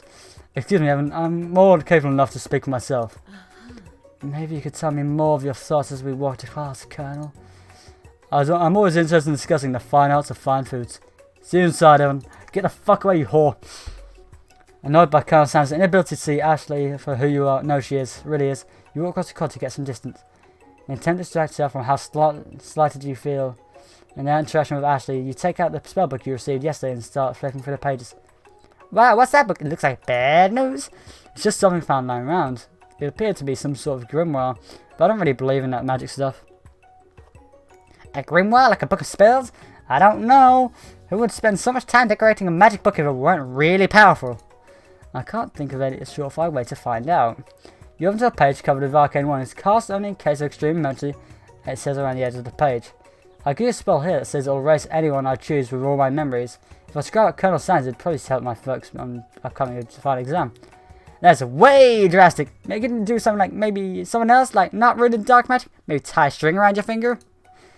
Okay, fine, it is a bit drastic, but desperate times call for desperate measures. You've got a memory erasing spell sitting right in front of you, and a pretty good excuse to try it out. Don't do it. You take your friend's advice and you put the book away. It's almost time for class. Sprinkles is already in the room, waiting for the students to arrive. He clears his voice to make a quick announcement. I want you all to know I feel something of a dark moment coming on, but I assure you it's nothing to be afraid of. His cute little nose grunts and he begins to breathe quickly. He must be hungry. Reach up for some more homework to give him a snack. Doesn't be rather unpredictable, so especially Sprinkles. Let's see what happens. You reach into your backpack and you grab some homework from the last assessment that you forgot to turn in. Sprinkles immediately goes for it and gobbles a piece of sheets of paper like it's a piece of fresh chicken rawhide. Ahem, I apologise for the outburst. I know it seems cliche, but not too much in the world satisfies like ungraded work. My, Evan, you were studying. Something with cinnamon? I've been sitting in this lecture series around the art of cake baking. How insightful. This actually brings up an important point. Thank you, Evan, for reminding me to dole out this indispensable bit of wisdom, you see. But before you can go any further, Miriam's love drama spills over into the class. Springs interrupted by words and sparks coming from the back of the room. I told you to save it for after class. You think that I wanted to throw the plane straight to a stranger? Miriam and Clank appear to be arguing, but you still haven't learned to speak Clank's language and all mechanicalized. But no, you have to show off your cool kid friends Jeff and John, J&J forever. Watch us form a triangle in mid-air as we do descend. Triangle is the strongest shape, don't you know? Yeah, we all know it makes a great date. Then take Jeff and John with you. You can hold all your hands as you pedal down a mountain or a cliff or all I care. Sad. Okay, I want to know, how do I voice act the sad beep? Beep. Beep. Clank begins to shudder. Steam pours out the gap in his panel, and then loud ding stops in his tracks. Bzz, bzz. No amount of seasoning is going to make me want to eat that, Clank. Clank burps out a completely deep fried sneaker. Considering that he himself has wheels, not feet, it's not entirely clear where it came from. In terms of deep fried whatever, footwear, I guess it looks okay. Clank slowly rolls out the room to be alone with Shu. Everyone tries to pretend like they didn't just see the entire thing go down. Nothing like a loud public breakup to cast a pall over the final day of school. Well, that was unfortunate. But we mustn't be distracted from what lies ahead. The final competition showdown comes to lunch exam. I'm still working on the title, but I think you get it. Test time approaches. See you all in the arena. But before you can think about your upcoming competition, there's a very beautiful soul nearby in need of a pep talk. Hey Miriam, are you okay? Okay, I'm so mad I could smash a tiny mug, spilling several droplets of hot cocoa all over the floor. How could I? How could you embarrass me in class like that, in front of everyone? Her tiny cocoa is delicious treasure, so you know this is a breakup is no joke. Even if the source of frustration is just a silly boy. I know that you know this, but I'm going to say it out loud. You don't need anyone. Me and you, we're going to cruise through this final test. I'm going to hit the carpool lane to Success City. Miriam brightens up, imagining the wind rushing through her short bangs, but she hesitates to embrace the feeling all the way. You're not going to sail up on Colonel Sanders' stallion and ride off to sunset without me? Of course not. Well, maybe sort of, but I'm sure there's a pony out there with your name on it, and a ranch bag big enough for both of us, and whoever else wants to bring along. If it's not Pop or Clank, or anyone else you meet today, tomorrow, this is the whole year. So what? You're a special person who shouldn't set off for the finest someone to show you a little interest anyhow. Miriam gives you a big hug and wipes the tears from her cheeks. Oh, I shouldn't really review the menu today. I'm really going to make a very special soup. And I bet that Professor Dog is going to love it. While you're prep talking Miriam, you completely missed lunch, but that's okay, because you had a better idea of how to spend the time for your exams. You decided to head to the room early to practice a dish. This is it. The location of your final challenge. A test of will. A test of courage. A test of talent. And a chance to beat the pants off the Van, who's supposed the man, as evil counterpart Ashley. As you planned to begin to run through a quick test of recipe you've been working on. Erin's famous chicken pot pie. After practicing for months, you make a dish that comes second nature to you, and you're able to quickly get a fresh pot pie in the oven. But as soon as you do, your cram session is interrupted by Colonel Sanders. Evan, what are you doing here? There's still time before the final exam. Oh, I'm just taking it all in. I'm beginning to visualize success. I'm looking at my station and picturing victory. The pot pie has begun to bake, and the smell is slowly filling the space around you. Visualizing, huh? Not too bad. I was hoping you were cooking something delicious. You'd usually happily share your food with anyone who's hungry, but the last time you get Colonel Sanders to get in your head, it costs you a cooker. You decide that it's time to put your cooking above your romantic desires, but that decision gets hard to stick with when the other time goes off, Andy. Okay, you got me. I'm doing a little bit more than visualizing. I know, my nose can't smell a pot pie from 400 yards. What is a pot pie? What the fuck is actually a pot pie? Right, let's see what that one is. Oh, it's just a regular chicken pie. Right, fair enough. And there's no specific distance, but you'd expect nothing less from the oddly specific man. You knew it was a pot pie just from the smell. Not just a pot pie, but a chicken pot pie on all butter crust. And my nose is telling me something else. Oh no, is it burning? No, I can smell it as made with a heaping help of TLC. But it'll probably start burning any second if you don't pull it out. The moment's of truth. Wow. It's the best pot pie I've ever tasted. I've always loved country cooking and I could eat this all day. There's no time left. The final showdown is about to begin. Sprinkles lay down the ground rules. There are no rules. That is except all cook with everything you've got. You step at the cook-off of a lifetime. You decide that mac and cheese plus the pot pie you've been practicing are just a dish that push you over the edge to victory. Meanwhile, both Van and Ashley are prepping wildly elaborate dishes per their usual over-the-top selves. Miriam has a gigantic magnifying glass and several sets of tweezers. She's definitely preferring to go big and don't go big going small. Colonel Sanders has been harnessing the 11 herbs and spices, but he's trying to find a way to improve something perfect. His original recipe, fried chicken. The intensity of the room starts full 10 out of 10 with a frenzy of action. Everyone's calling out really cool special cooking moves as they prepare their food. Wow, this is getting serious. Colonel Sanders batters chicken as it levitates through the air. Egg wash! Miriam furiously injects ingredients to the itty bitty pot of broth. Best friend Blaster Blaster! Blaster Blaster, sorry. Van Van flexes his pectorals as he chops up on sea urchin. Let's rock and roll! Ashley scoops her pastries off the tray with lightning speed. Shallow personality spatula! Even Clank gets in on $5 pressure point chicken cooking technique.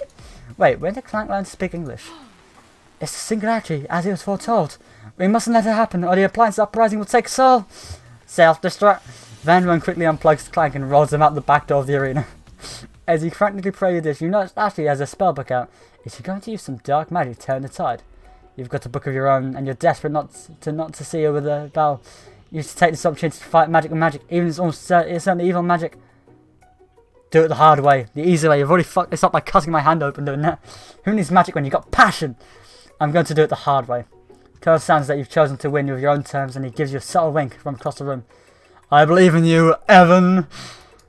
Miriam notices this too. And I've always believed in you, Evan, since we were little kids, because I'm your best friend forever. You turn to notice that Miriam is at your station cheering for you. Miriam, what about your dish? If you're here cheering, who's cooking? Tiny Ford, short cook down. I'm actually already done, so I thought I'd help you. Oh, that's sweet, but Miriam tosses a handful of spice directly into your boiling meals.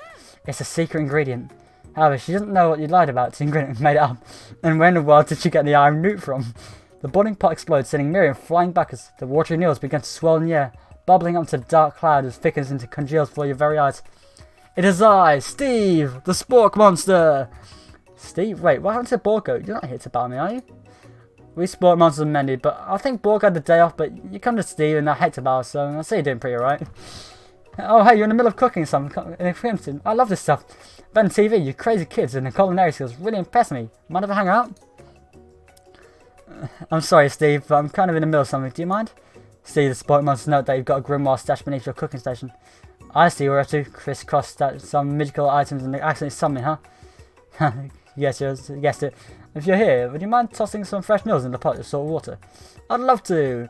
I've always wanted a top chef. Actually, you know, when I was just a little spork pup back in the old country, you can feel a Spork Monster wind up to tell you a very long and involved story. You don't know exactly where they came from, but it seems like it's probably lonely there. Actually, you know what? Maybe I should just watch from the stands. I really need to focus on this competition. I understand.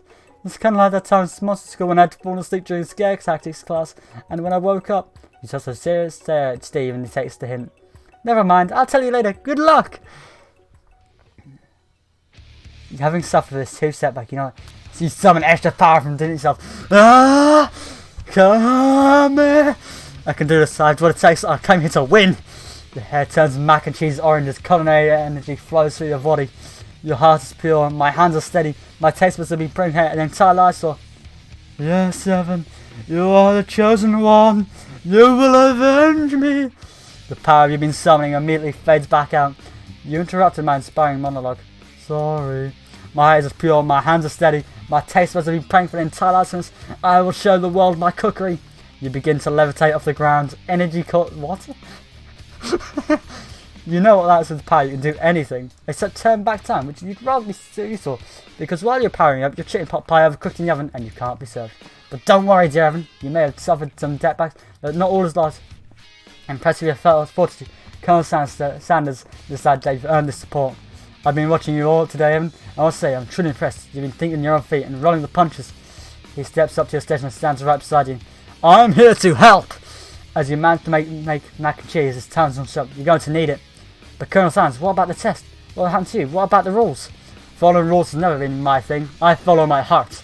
What a guy. Colonel Sanders unfolds a delicate white towel to reveal the most delicately fried chicken tenders you've ever laid eyes on. And besides, something unexpected combinations have an uprising effect that surpass their individual efforts. Are you suggesting? If we combine forces, we can form the perfect food union. Time's up, students. With time expired, the moment everyone has been waiting for. You must now prepare your fuck. And so I'll read it on the stream. Time's up, students. With time expired, the moment everyone's been waiting for. You must now present your dishes. A handful of students is stand tall, but the class seems incomplete. It seems we're missing some students. Pop? Clank? From off screen you hear a pure and innocent giggle that can only come from one student. Hee, I'm flying! It sounds like it's coming from the broom closet over there. Miriam, would you mind? Inside the closet, you see Pop hanging from a broom hook in the elastic of his underpants. Pop, get down from there. Let me guess, did Van have something to do with this? Then someone else or Wedgie? Who am I to refuse? I thought a Wedgie was a salad. It looks like Pop is eliminated from the challenge, so he didn't cook anything. Can't feel my legs. May I be excused? Sure. You kids and your pranks, I must say, it's not the worst prank in USCSAL history, but it's not exactly yearbook material. Wait a second. Prank? Clank, where did that pressure cook roll off to? You wait to hear a signature word, beep or boop or onomatopoeia, but there's none. Something must have got unplugged, I guess. We'll have to figure it out later. That leaves only 4 remaining stints. Please collect your final projects. Yes, it has been a long semester. It's been 3 days, mate. Wow, 3 whole days long. But after days of hard work, the time has come for me to eat. Miriam, please step forward. Now describe your dish. I've made tender udon noodles in a savoury soup. My word, it's delicate. Is that teeny tiny Narutomaki spire floating in the itsy bitsy bowl? Yes, chef! Please call me Sprinkles. Chef is my father's name. Yes, Sprinkles, and some green tea made from the baby tea leaves that I picked myself. Sprinkles carefully sniffs around the dish before opening his mouth and letting it just a tip of his pink dog tongue dip into the bowl. Sublime. Would anyone else like to taste? Oh, come on. I'm not one of those dogs who doesn't floss. I even have a really cute electronic toothbrush for dogs. Fine. I'll enjoy this all by myself. And in a flash, the entire meal has been devoured. Not that I took much. It was less than a thimble's worth of soup. A+. Rarely do I taste this with as much love poured into it as yours. Miriam was overjoyed. She gives you a huge hug. Thank you, Evan, for helping me to believe in myself. Van, you're up. Now, describe your dish. I made uni in small today, custard and axe-head urchin tail, stuffed with caviar. Did you skewer one type of urchin in the spine from second? Different coloured type of urchin? Yes, Sprinkles! A bit much, don't you think? That's exactly why I did it. A bit much is kind of my brand. Doesn't it look cool? Sprinkles leans over and sniffs at Uni, but he can't get his nose close to an account of all his spice. He begins to pour it erratically, causing the custard to slosh around. Woof, woof! Please be gentle, my cuisine! Grrr. Finally, Sprinkles goes all in. Tongue first, but he can't get it past all the ears. He reels back his tongue and is poked and prodded. Ouch! My tongue! The professor appears to be having an allergic reaction to the sting. I can't eat this. I keep poking my tongue. This size. A stunning turn of events. Who would have thought that serving your food in a bowl made of needles would make it difficult to eat? Dejected, Van does not go gentle into the night. Disqualified for clamour! Don't discount sympathy. This isn't the last you've heard of me. Mulder! Before forcing us to enjoy swan song for another moment, Sprinkles generously laps a bowl of milk. I know, I'm a dog and I drink milk, get over it. Sometimes the health curls my agitated tongue. Next student, Ashley, time to step up. Now, describe your disc. I made orange blossom Turkish delight and a light rose water syrup topped with French meringue and connected by sugary glass. That actually doesn't sound too bad. Indeed, it's quite delightful. However, I'd like to ask that you please refrain from eating it or attempting to taste it in any way. It's very fragile and meant to slay a piece. Don't eat the food. Are you at a cooking school? Get toast in your ears or something, Evan. I told you, it's a display piece.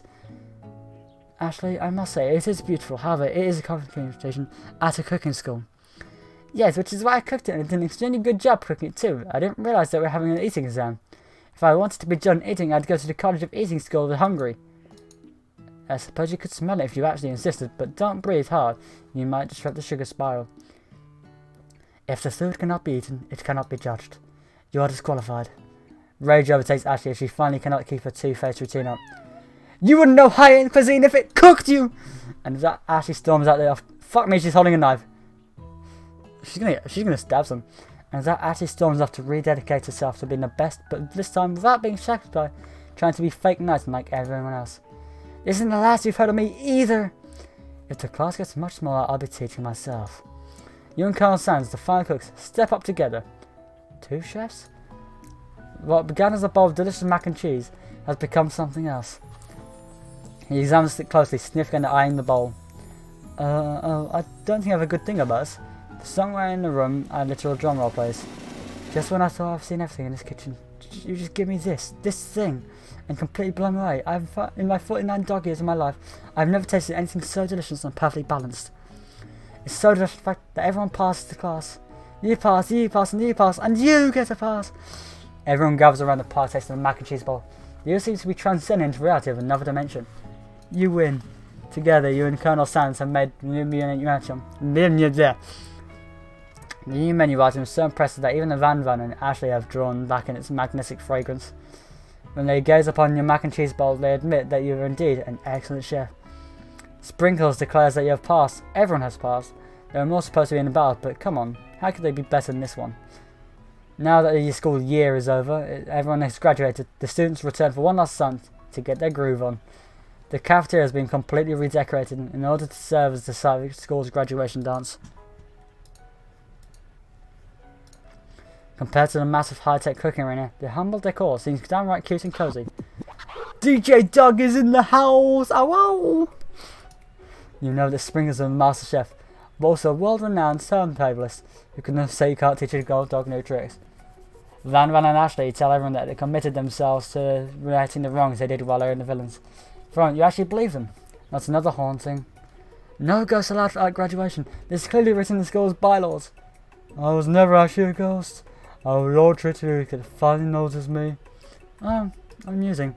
And now that everyone is together, it's a Spork Monster, he told you mellowed out.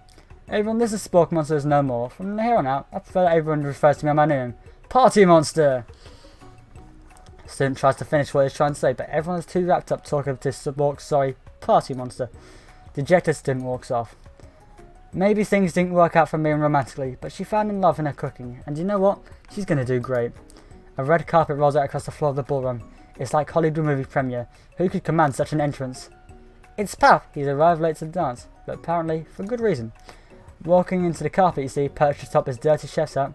A crown? Welcome back, Pop. I know you weren't able to complete the final exam and accept your diploma, so we had to mail it directly to your father. We figured it's the least we could do for the school's dean.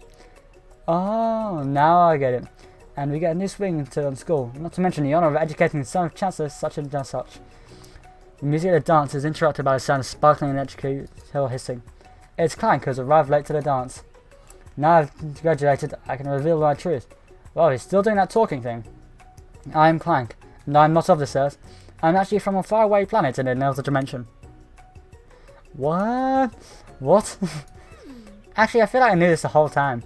Now that I've learned the ways of your kind, I must return. Miriam, will you come with me? I don't know what to say. Besides, no, obviously, I've just begun to learn who I really am. This isn't the time for me to devote my life to figuring out how you are, Clank. You're blown away by Miriam's maturity. It's pretty clear she has managed to surpass you in that regard. I understand, kind of. Humans are weird. A portal opens up and Clank disappears through it. Finally, Colonel Sanders arrives. Howdy, classmates. Just like the first day you met him, he has come prepared to feed the entire class. However, it's not enough to just give them a bucket of chicken. This time, it's a full meal. I don't get it. I don't get to be the most famous chicken man in history of chicken and man, but do not remind people not to go out and buy my chicken.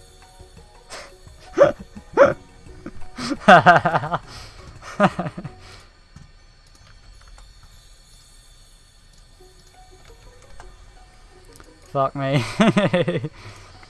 I do not get the most man by the history of chicken and man by not reminding people to not go out and buy my chicken.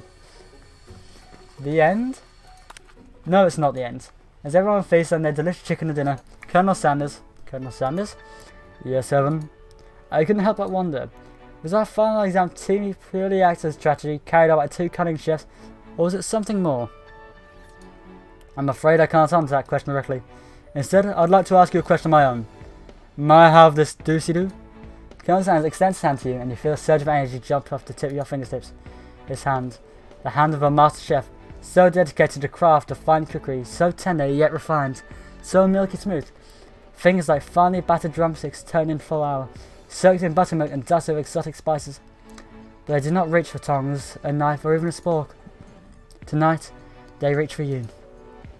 Although our feet may be tired dancing, I believe that this is just the beginning of our steps together. Colonel Sanders, will you not only join me on the dance floor, but in the kitchen as my co-chef and partner, and in both business and in life? You gasp! Could it be? Is he really saying? Me and you? Together? Ever since I met you, my dreams have changed. It's not enough to simply open the world's greatest chain of fried chicken restaurants. No, even then, my life would be incomplete without you by my side. So what do you say, partner? I say, I love you, Colonel Sanders. For real? And? Wow, that was a real life-changing 3 days. Overwhelmed by everything that just happened between you and Colonel Sanders. You step outside to get some air. The quad is dark and quiet. Too quiet. You start to smell something salty, potatoey, gravy. Just then, Spork Monster appeared. Hi Evan, you had some pretty sweet dance moves back there. Why thank you, if you weren't too shabby yourself. The moonwalk you did is pretty cool. Oh, you noticed? I'm so embarrassed. Anyway, I had something to ask you. You see, life as a potato-like creature is difficult. I have no place to call home, and other than people's nightmares. Oh, I had no idea. I was wondering if it might be able to go home with you permanently. Like, I'd run out, I'd get paper in the mornings and get everything. What to say? Yeah, of course I'm going to adopt you. My hero, I'll forever be in your debt. The end, seriously though, it really is this time. That was fucking good. That was lovely. Fuck, I'm going to KFC when I get paid. I get paid Friday, I'm going to KFC. Well, I don't know how long that stream was. Oh, it was only 2 hours. Thank you for watching. It was great fun. Ta-ra.